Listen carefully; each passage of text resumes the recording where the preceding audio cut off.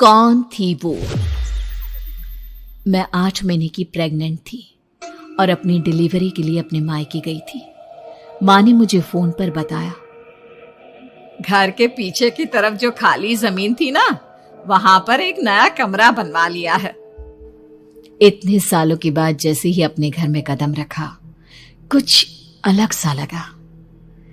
माँ, ये घर के पीछे की तरफ नया कमरा बनवाने की क्या जरूरत थी? अरे बेटा, घर के पीछे दूर दूर तक खाली जमीन है। तेरे पापा को कई दिनों से लग रहा था कि यहाँ पर एक कमरा बनवा लेंगे तो ताजा हवा मिल जाया करेगी। अब तो ये सब छोड़ और चल जल्दी से दूध पी ले। माँ, मैं थोड़ी देर में पी लूंगी, आप सो जाओ। मैंने दूध का गिलास उठाकर उस खिड़की में रख दिया। पता नहीं कब आंख लग गई। अचानक से खिड़की के पल्लों के खड़कने की तेज आवाज आई। दूध का गिलास धड़ाम से जमीन पर आ गिरा। जमीन पर गिरते ही दूध का रंग लाल हो चुका था। मैंने खिड़की से झांक कर बाहर देखा। चारों तरफ धूप अंधेरा था। उस अंधेरे की तरफ से कुछ आवाजें आ रही थी, जैसे छोटे बच्चे आपस में खिलखिलाकर मस्ती कर रहे हो।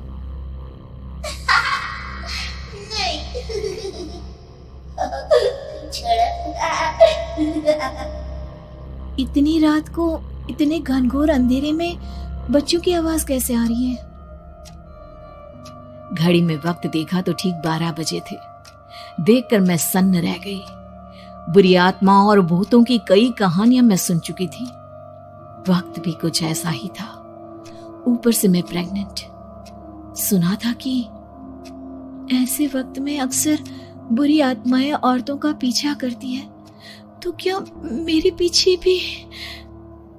पसीने से तरबतर बड़ी मुश्किल से, जैसे कांपते हाथों से मैंने उस खिड़की को बंद किया। जल्दी से जल्दी उस कमरे से बाहर निकलकर माँ के पास जाने के बारे में सोचा, लेकिन जैसे ही दरवाजे की तरफ पलटी, लगा कोई साया हवा की स्पीड से दरवाजे के सामने से गुजर गया। मेरे गले में अटक कर रह गई। मैं जोर से चीख कर माँ को बुलाना चाहती थी, लेकिन वो आवाज खुद मेरे कानों तक नहीं पहुंच पा रही थी। तो माँ तक कैसे पहुंचती? खिड़की के पल्ले एक बार फिर तेज हवा के झोंके से धड़ाम करके खुल गया और पूरी ताकत से मैं चीख पड़ी। जानती थी मेरी चीख की आवाज सुनकर कुछ ही सेकंड में माँ वहां पहुंच जाएगी, लेकिन ऐसा कुछ हुआ ही नहीं। मेरा कलेजा डर के मारे फटा जा रहा था। आखिर माँ ने मेरी आवाज क्यों नहीं सुनी? इतनी गहरी नींद में तो माँ कभी नहीं सोती। ठीक पीछे खुली हुई वो खिड़की। मुझ में इतनी ताकत नहीं बची थी कि मैं पलटकर उस तरफ देख भी सकूं। हवा का एक सनसनाता हुआ झोंका उसी वक्त मेरे कानों से आकर टकराया। लगा जैसे किसी ने दबी हुई आवाज में धीरे से मुझसे कहा, चली जाओ यहाँ से। मैंने दोनों हाथ अपने कानों पर रख लिए और एक बार फिर ताकत लगाकर जोर से चीखने की कोशिश की।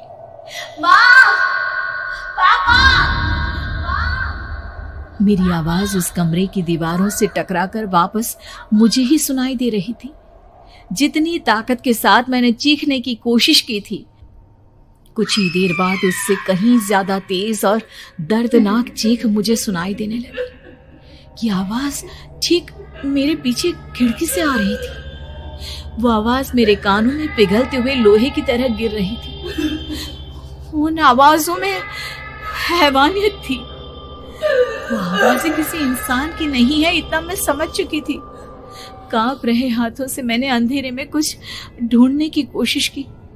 तभी अचानक मेरा हाथ बेड पर रखी टॉर्च पर पड़ा। किसी तरह ताकत लगाकर टॉर्च का बटन ऑन किया, लेकिन ये क्या? सामने दरवाजे पर 3 छोटी लड़कियां खड़ी हुई थी। उनके हाथ में स्टील के चमचमाते हुए चाकू थे।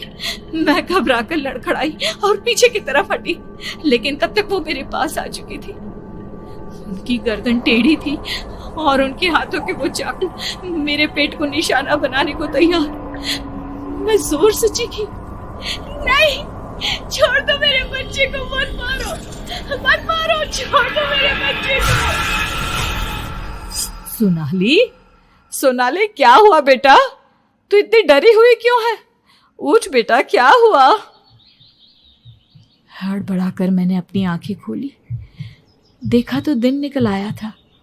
माँ मुझे जगा रही थी। मेरा चेहरा पूरा पसीने से लथपथ था। क्या हुआ बेटा, तुमने कोई बुरा सपना देखा क्या? मैं अभी तक अपने पूरे होश में नहीं थी।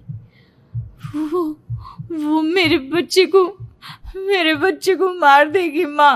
वो लड़की मेरे